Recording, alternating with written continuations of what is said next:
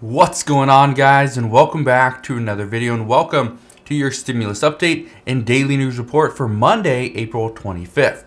So many people are saying that President Biden has failed. It's not just the voters, it's multiple lawmakers as well. Now, we're going to talk about that in today's video. We're going to talk about a deadline that's actually fast approaching. Going to address what's going on there. Going to talk about new lockdowns, because look at this. People in China are getting locked into their homes with big fences and barricades. I will address that later on in this video, and also talk about Russia's new warning to the United States. So make sure you stick around till the end of this video, and let's get right down to it. All I ask is if you can spend just 2 seconds, go ahead, hit that like button, and let's start talking about what is going on. Because here's what's happening. President Biden has been using the past couple of weeks to travel across the United States and talk about what Democrats have done. President Biden, just for the second time in his presidency, has come to the West Coast. He was just here in Seattle last week. Now, it completely delayed all flights in and out of Seattle, but he was here to talk. Now, the message that the Biden administration has been sending, it's actually pretty clear. They are not sure if they will be able to get anything passed before the midterm elections. That's the message they're sending. And as a result, what's happening is President Biden is just going out there and talking about the things that have already been passed, that Democrats passed last year. Okay? The American Rescue Plan, which was passed in March of 2021? And they're still talking about it in April of 2022? Yeah, that's because there's not much that has really been accomplished. They're talking about new job creation and having lower unemployment rates, right? Okay. They're talking about the $1.2 trillion bipartisan infrastructure bill. Makes sense. That was another thing that Democrats passed. But that's, okay, not just Democrats passed, it was a bipartisan bill. But that is one of the things that they're talking about. And they're talking about how not many Republicans are helping them out. So it's Democrats that are doing everything right now. And that's the problem. And what's interesting about President Biden is that he even admits that he's done a terrible job of pushing Democrats' recent wins. He even had this to say, and I quote, "I admit to you, what I haven't done and the reason I'm getting out on the road again instead of dealing with the day-to-day emergencies in my office is making the case of what we've done." So he even says that, yeah, that's on him. He hasn't done a great job with it. But that's why he's doing it now. Some say it's just too late. Multiple Democratic strategists are saying President Biden is way too disorganized. These talks should have come months ago, and in my opinion, almost a year ago. And they believe that Democrats will lose control of the House and the Senate if President Biden doesn't have a big bill up his sleeve. But how big of a bill? Well, according to multiple Democrats, they say that these bills that could be passed, okay, and there's really just two. There's really just two bills that would be big enough to hopefully get Democrats back in the majority for the House and the Senate. These two bills. One is the Competes Act. This is going to increase manufacturing here in the United States, strengthen our supply chains, and really compete with the likes of China. The other one, it's the one that we've been talking about for a while, is the Build Back Better Act. Or in this case, it would be a new version of the Build Back Better Act. Democrats say that they're trying to get this bill passed. The goal originally was get this passed before July 4th. That was the goal, okay? However, many Democrats say that they do not have that kind of time. There's no way they can get a bill passed or wait until the beginning of July. That would be a struggle, because the longer they wait, the harder it gets to actually pass. So what they're saying is that we have until Memorial Day. That's May 31st. It's a little bit over a month away. Okay, we're already on April 25th. So we got a little bit over a month to get that passed.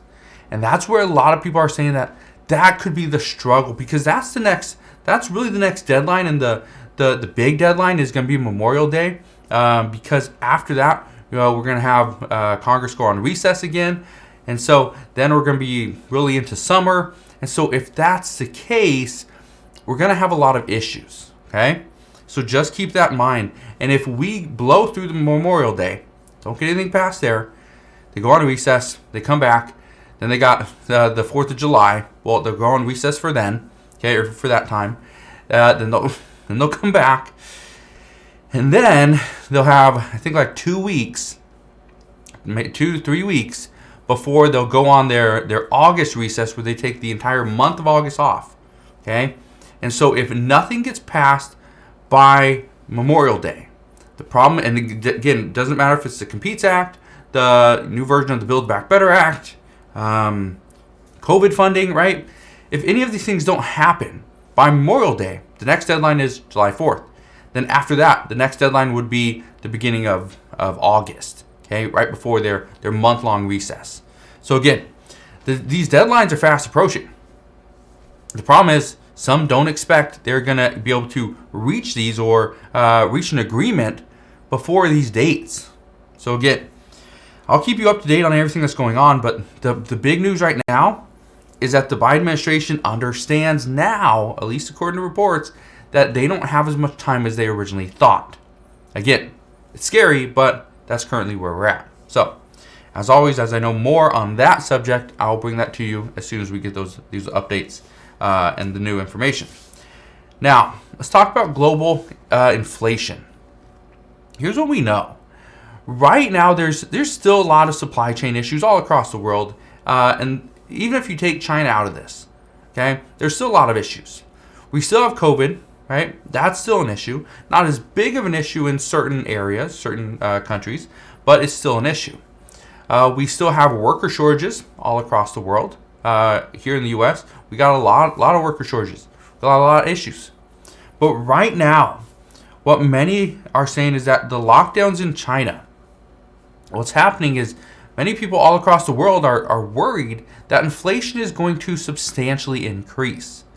Now, here in the U.S., we have inflation at 8.5%, but the expectation is that it's going to run up over this next month and possibly go even higher for the next 2 to 3 months before it finally levels off. Now, if you think China is going to be lifting their zero COVID policy anytime soon, think again. This is not going to happen. China is dead set on sticking to this. They want to make sure that people are not going to die. They're going to do whatever it takes. Remember the image that I showed you in the beginning of this video? Let me show it to you again. Here it is. These are people constructing, okay, a tall fence. My guess is it's probably like a 6-foot fence. Not 100% sure, but that would be my guess. Okay, a 6-foot fence. Okay, look at that. Here's another one. Another fence. Okay, these are bolted into the ground, into the concrete over here.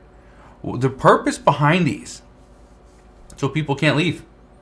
That's really it. So people cannot leave their home. They can come out of their home, and here they go. They can get fresh air, but they cannot go any further. Okay, so if you thought China is going to be, and again, this is in Shanghai, China. Okay, they're installing metal barriers and tall fences to prevent people from leaving. So if you think China is going to just lift their zero COVID policy anytime soon, it's not going to happen. And that's one of the worries is, okay, so if this is what they're doing, they're going to lock people in their homes. This is severe. This is a pretty big move. And so what we are seeing here in the U.S. is, okay, if people are locked down in China, we are going to see supply chain issues. And if we see continued supply chain issues, that means we're going to see inflation actually run up because supply and demand principles kick in. We got less supply. Our demand is still the same. It's still pretty high. So until people start losing money, right? Until they start losing their job, until the stock market sells off, until housing prices cool, until their net worth drops, people are still going to think, oh, I'm okay. And so they'll continue to spend money when essentially they shouldn't. So until the supply and demand really meets up, that's where we're going to see prices continue to increase. So just be aware of that prices are probably not going down anytime soon. Now, let's get into some Russia news, because here's what we know as of this morning. According to multiple reports, Russia is warning the U.S. that we need to stop sending more weapons to Ukraine. What they're saying is this is causing additional loss of life. Of course it is. A lot of it's Russian loss of life. But Russia is pointing out that no, that the U.S. sending more weapons into Ukraine is causing additional loss of life to Ukrainians. Because then Russia feels like they need to retaliate because now Ukraine has more weapons. So as of right now, just to give you an idea, and I know a lot of people have brought this up, but as of right now, the U.S. has actually sent roughly $3.7 billion to Ukraine. President Biden says another $800 million will be sent for additional weaponry. So that's going to take us to about $4.5 billion. He's also planning to ask Congress for more money to help bolster support for the Ukrainian military.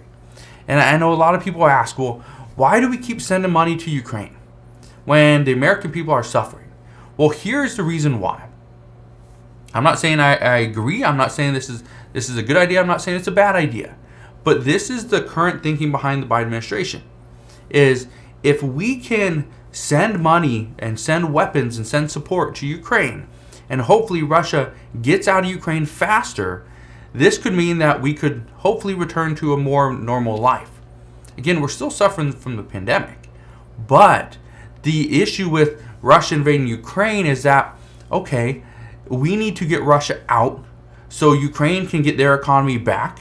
They can get back to farming and manufacturing and all the precious metals that we're getting from Ukraine and Russia and fertilizer and all this stuff. They can start flowing again. But the issue there is this is taking into account that, okay, as soon as Russia backs out, we're going to start buying from Russia again. I don't think that's the case. I don't think many countries are going to do that.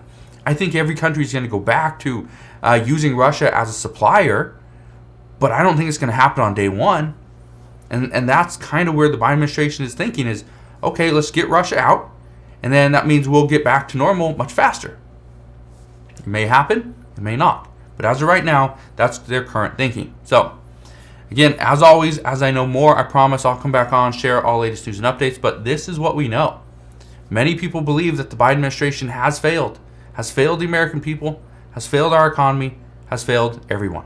So, we'll see what happens. We'll see if Democrats remain in control of the House and the Senate in about 7 months when the election does happen. We'll see what China decides to do, if they're going to ramp up these lockdown efforts. We'll see if Russia sends additional warnings or what really happens there. And again, as always, as I know more, I promise I'll come back on and share all latest news and updates. Again, thank you guys for watching. Consider subscribing, and I'll see you guys on the next one.